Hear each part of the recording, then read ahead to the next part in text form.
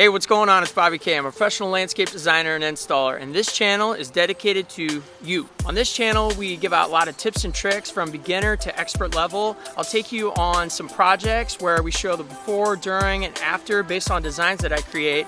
And we even get my family and friends involved who are a little crazy at times, but I show them how to do simple installs and show how a pro does it and how someone who doesn't really know what they're doing may do it, which you'll find interesting.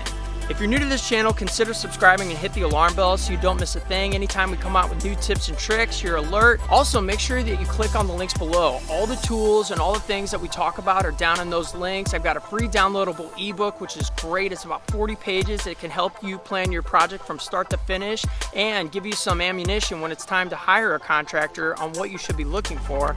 And also, I give away stuff. I love to give away Bobby K designs, t-shirts. These contests that I run are usually on a weekly basis, so you want to go onto our Facebook page and like that, and then check us out on Instagram where I'm always running these promotions and I create some great value for you. Again, welcome, thank you for joining us, and I'm not going to leave you empty-handed. Here's a quick tip that we recorded earlier that I think you'll find interesting.